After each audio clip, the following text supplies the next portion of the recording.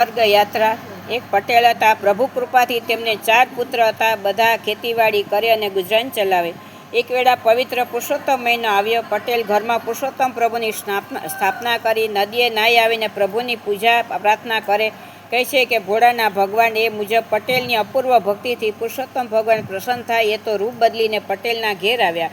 બહારના ચોકમાં ઘઉંનો ઢગલો પડ્યો હતો. ત્યાં આવી ભગવાને જમણો હાથ ફેરવ્યો એટલે ઘઉં હતા તે મોતી બની ગયા. પટેલે આ જોયું અને તેના મનમાં થયું કે જરૂર પ્રભુ પધાર્યા છે. તેથી તો તે નમી પડ્યો, પગ પકડી વળગી પડ્યો. ભગવાન ઊભો કરી કહ્યું કે હે ભક્ત, તારે વૈકુંઠ જોવું હોય તો ચાલ મારી સાથે, હું જીવતે જીવત સ્વર્ગના દર્શન કરી લે. પટેલ તો ખુશ થતો હતો. ભગવાનની સાથે વિમાનમાં બેસી ગયો. જોતજોતામાં વૈકુંઠપુરી આવી ગઈ. પટેલે ભગવાનને બધું બતાવો, આ તો મારો મનખો પાવન થાય, જીવતે જીવત સ્વર્ગ જોવાની ઈચ્છા પૂરી થાય. ભગવાને પ્રથમ તો ગોલોક દેખાડ્યું, પછી બ્રહ્મપુરીમાં લઈ ગયા. સ્વર્ગપુરી જોઈ પટેલ તો આભાજ બની ગયો. અંતમાં ભગવાને તેને કૈલાસ પણ દેખાડ્યું. આ બધું જોતા પટેલને 15 દિવસ લાગ્યા. આ બાજુ પટેલના છોકરા બાપાની શોધામાં કરવા લાગ્યા, પણ બાપા ક્યાંથી મળે. બાપા તો જીવતે જીવત સ્વર્ગની યાત્રાએ ગયા હતા. છોકરાઓએ પાડોશમાં રહેતા બ્રાહ્મણોને પૂછ્યું કે બાપા ક્યાંક જતા રહ્યા છે તો તેમને માટે શું સમજવું. બ્રાહ્મણોએ કહ્યું, જીવતા હશે તો 15 દિવસમાં પાછા આવી જશે, ન આવે તો મરી ગયા સમજી ઉદ્યાપન કરી નાખવું. છોકરાઓએ બ્રાહ્મણોના કહેવા મુજબ 15 દિવસ રાહ જોઈ. 16મા દિવસે ઉદ્યાપન તૈયારી કરવા લાગ્યા. ત્યાં તો ભગવાનનું વિમાન બાપાને ઘેર મૂકી ગયું. એકાએક બાપાને જોઈ છોકરાએ તેમની ભૂત પ્રેત સમજી ડરી ગયા. તેઓ બ્રાહ્મણોને બોલાવી લાવ્યા અને કહ્યું કે આ મારા બાપા છે કે તેમનું ભૂત છે. ત્યાં તો પટેલ બોલી ઉઠ્યા, હું વળી કયા મરી ગયો છું કે તમે મને ભૂત સમજી બેઠા.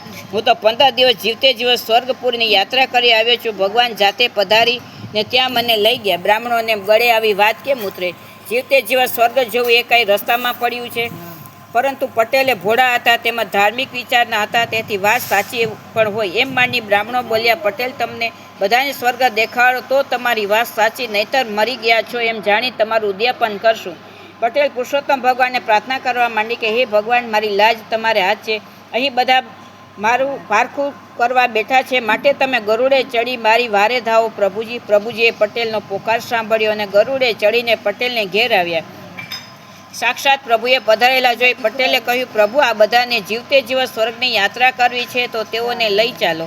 ભગવાન હસીને બોલ્યા, તેની કરણી સારી હશે, તેને સ્વર્ગની યાત્રા થશે. આમ કહી ભગવાન ગરુડને જમીનની થોડોક અધર રોકી રાખેલ. પટેલને કહ્યું, ભક્ત તમે ગરુડના પગ પકડી રાખો અને તમારા પગ બીજો પકડે. જેમ જેમ ગરુડ અધર થતું જાય તેમ તેમ એકમેકના પગ પકડીને લટકતા જજો. આવી રીતે ઉડીને બધા સ્વર્ગમાં આવી જશો. આવી રીતે 7 જણા ગરુડના સહારે એકબીજાના પગે પકડીને આકાશમાં ઉડવા લાગ્યા. ગરુડ સર કરતું સ્વર્ગને રસ્તે જઈ રહ્યું હતું. એવામાં છેક નીચે લટકી રહેલા એ બ્રાહ્મણને સૌથી ઉપર લટકી રહેલી પટેલને પૂછ્યું, પટેલ સ્વર્ગમાં લાડવા મળશે કે નહીં? પટેલે કહ્યું, લાડવા તો ઘણાય મળશે. બ્રાહ્મણો કહે, કેટલા લાડવા મળશે, જરા બતાવો તો ખરા. પટેલે હરખના ગરુડના પગ પકડેલા તે બંને હાથ છોડી લાંબા કરીને બતાવ્યા કે આટલા બધા મળશે. પણ પટેલે જેવો હાથ લાંબા કર્યા કે ધડ ધૂમ કરતા પટેલ સાથે બધાએ નીચે પટકાયા અને પડતાની સાથે જ મરી ગયા. પુણ્યના પ્રતાપે પટેલ એક જ જીવતા રહ્યા હતા. બધાને મરેલા જોઈ પટેલ આક્રંદ કરવા માંડ્યું, હે પ્રભુ, આ તો મારા હાથે બ્રહ્મહત્યા થઈ કહેવાય, માટે તેઓને જીવતા કરો, નહીતર મારા માટે બ્રહ્મહત્યાનું પાપ લાગશે. પ્રભુએ ફરીવાર પટેલની વિનંતી સ્વીકારી. તેમણે બધાને સજીવન કરીને તેમના ઠેકાણે પહોંચાડી દીધા. પટેલની અપૂર્વ ભક્તિના પ્રતાપે તેને વૈકુંઠ જોવા મળ્યો અને તેના દીકરાઓ તથા બ્રાહ્મણો પ્રભુના સાક્ષાત્કાર લાભ મળ્યો. પુરુષોત્તમ વ્રત પ્રીતે કરે તો હરદમ રહે ઉલ્લાસ, પાપ સફળ બળી જાય, વૈકુંઠ થાય વાસ. પુરુષોત્તમ પ્રભુનો મહિમા અપાર છે. તેમનું વ્રત અને ભક્તિ કરે તેને વૈકુંઠમાં વાસ થાય છે. બોલો પુરુષોત્તમ ભગવાનની જય, અઠા ગોરની જય, મધુરેશ્વર મહાદેવની જય.